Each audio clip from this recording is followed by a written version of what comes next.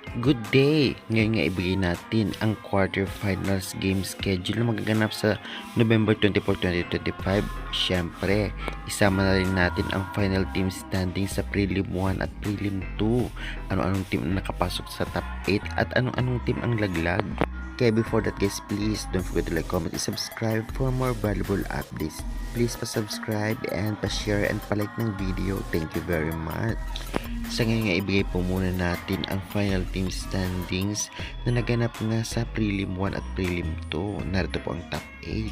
Pasok nga ang Farm Fresh Foxes, Sauce Coffee, PLDT, Creamline, Petrogas, Signal, Capital One at Akari. Laglag na ang Chocomucho, Charitigo, NX LED at Galleries.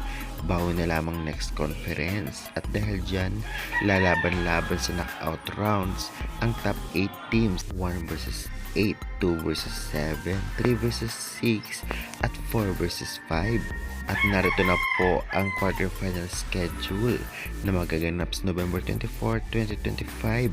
Una magtatapatan nga 11 AM Farm Fresh vs Akari Chargers, venue Smart Araneta Coliseum. Susundan naman ito ng laro 1:30 PM, laban ng Creamline vs Petrogas. At syempre 4 PM Sauce Coffee vs Capital One. At last game naman 6:30 PM PLDT vs Signal, venue sa Smart Araneta Coliseum. Knockout rounds nga ito dahil ang matatalo dito ay tanggal na at ang mananalo ay pasok sa semifinal slot o top 4 na may chance makakuha ng ginto ngayong conference na ito.